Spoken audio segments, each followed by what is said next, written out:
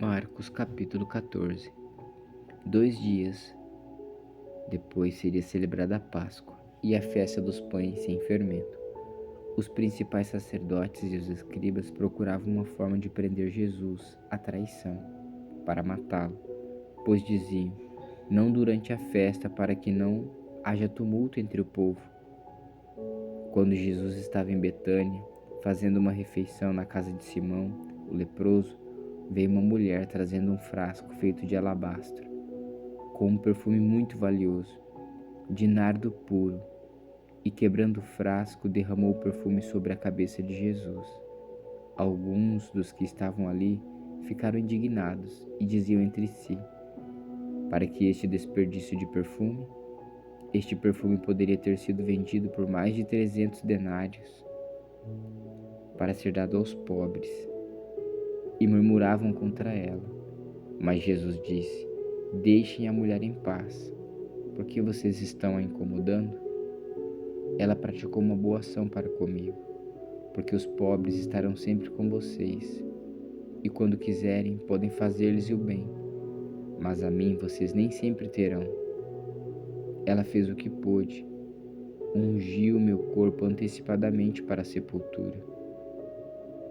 Em verdade lhes digo que, onde for pregado em todo o mundo o Evangelho, também será contado o que ela fez para a memória dela.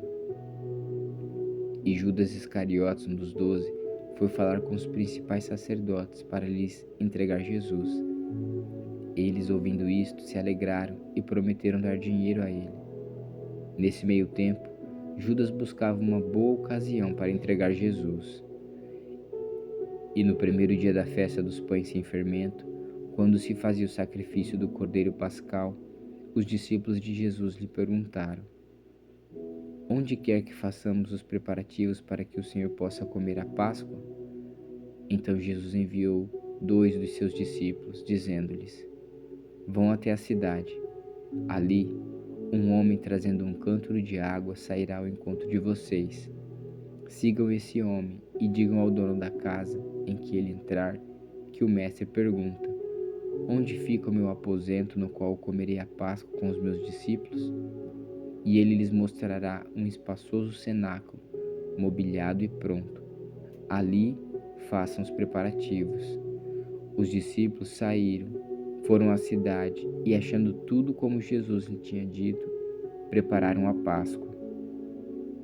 Ao cair da tarde, Jesus chegou com os 12. Quando estavam à mesa e comiam, Jesus disse: em verdade lhes digo que um de vocês, o que come comigo, vai me trair. E eles começaram a entristecer-se e a perguntar-lhe um por um: por acaso seria eu? Jesus respondeu: é um dos 12, o que come comigo e o que põe a mão no prato. Pois o Filho do Homem vai, como está escrito a seu respeito. Mas ai daquele por quem o Filho do Homem está sendo traído. Melhor seria para ele se nunca tivesse nascido. E enquanto comiam, Jesus pegou um pão e, abençoando-o, partiu e lhes deu, dizendo: tomem, isto é o meu corpo. A seguir, Jesus pegou um cálice e, tendo dado graças, o deu aos seus discípulos, e todos beberam dele. Então lhes disse: isto é o meu sangue, o sangue da aliança, derramado em favor de muitos. Em verdade lhes digo que nunca mais beberei do fruto da videira, até aquele dia em que beberei o vinho novo no reino de Deus. E tendo cantado um hino, saíram para o Monte das Oliveiras. E Jesus disse aos discípulos: serei uma pedra de tropeço para todos vocês, porque está escrito: ferirei o pastor e as ovelhas ficarão dispersas. Mas depois da minha ressurreição, irei adiante de vocês para a Galiléia. Então Pedro disse a Jesus: ainda que o Senhor venha a ser um tropeço para todos, não será para mim. Mas Jesus lhe disse: em verdade lhes digo que hoje, nesta noite, antes que o galo cante 2 vezes, você me negará 3 vezes. Mas Pedro insistia com mais veemência: Ainda que me seja necessário morrer com o Senhor, de modo nenhum negarei. E todos os outros diziam a mesma coisa. Então foram a um lugar chamado Getsêmani. Ali, Jesus disse aos seus discípulos: Sentem-se aqui enquanto eu vou orar. E levando consigo Pedro, Tiago e João, começou a sentir-se tomado de pavor e de angústia. E lhe disse: A minha alma está profundamente triste até a morte. Fiquem aqui e vigiem. E adiantando-se um pouco, prostrou-se em terra e orava para que, se possível, lhe fosse poupada aquela hora. E dizia: Abba, Pai, tudo te é possível. Passa de mim este cálice. Porém, não seja o que eu quero, e sim o que tu queres. E voltando, achou-os dormindo. E disse a Pedro: Simão, você está dormindo? Não conseguiu vigiar nem uma hora? Vigiem e orem, para que não caiam em tentação. O espírito, na verdade, está pronto, mas a carne é fraca. E retirando-se de novo, orou, repetindo as mesmas palavras. E voltando, achou outra vez dormindo, porque os olhos deles estavam pesados e não sabiam o que lhe responder. E quando voltou pela terceira vez, Jesus lhe disse: Você ainda está dormindo e descansando. Basta, chegou a hora. O Filho do Homem está sendo entregue nas mãos dos pecadores. Levantem-se, vamos embora. Eis que o traidor se aproxima. E logo, enquanto Jesus ainda falava, chegou Judas, um dos 12, e com ele uma multidão com espadas e porretes, vinda da parte dos principais sacerdotes, escribas e anciãos. Ora, o traidor tinha dado a eles um sinal: aquele que eu beijar é esse. Prendam e levem-no com segurança. E logo que chegou, aproximando-se de Jesus, Judas disse: Mestre, e o beijou. Então eles agarraram Jesus e o prenderam. Nisto, um dos que estavam ali, sacando a espada, feriu o servo do sumo sacerdote e cortou-lhe a orelha. Jesus lhe disse: Vocês vieram com espadas e porretes para prender-me, como se eu fosse um salteador? Todos os dias eu estava com vocês no templo, ensinando, e vocês não me prenderam. Mas isto é para que se cumprisse as Escrituras. Então todos deixaram e fugiram. Um jovem, coberto unicamente com um lençol, seguia Jesus. Eles o agarraram, mas ele largou o lençol e fugiu nu. E levaram Jesus ao sumo sacerdote, e então se reuniram todos os principais sacerdotes, os anciãos e os escribas.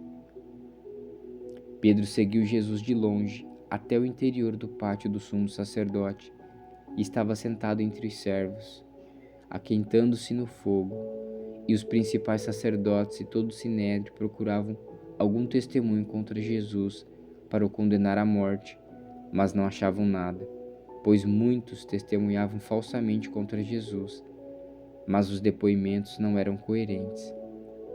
E levantando-se alguns, testemunharam falsamente, dizendo: Nós o ouvimos declarar: Eu destruirei este santuário, edificando por mãos humanas, e em 3 dias destruirei outro, não por mãos humanas. Nem assim o testemunho deles era coerente. E levantando-se o sumo sacerdote no meio, perguntou a Jesus: Você não diz nada em resposta ao que este depõe contra você? Jesus, porém, guardou silêncio e nada respondeu. O sumo sacerdote tornou a interrogá-lo: Você é o Cristo, o Filho do Deus bendito? Jesus respondeu: Eu sou, e vocês verão o Filho do Homem sentado à direita do Todo-Poderoso e vindo com as nuvens do céu. O sumo sacerdote, rasgando as suas vestes, disse: Por que ainda precisamos de testemunhas? Vocês ouviram a blasfêmia. qual é o parecer de vocês? E todos o julgaram réu de morte. Alguns começaram a cuspir nele, a cobrir-lhe o rosto, a bater nele e dizer-lhe: profetize.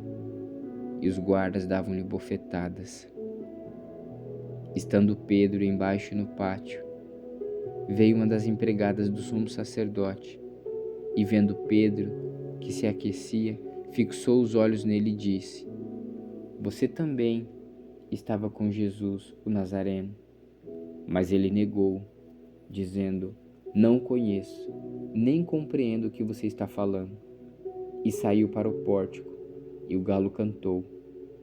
E a empregada, vendo, tornou a dizer-lhes que estavam ali: este é um deles. Mas ele negou outra vez.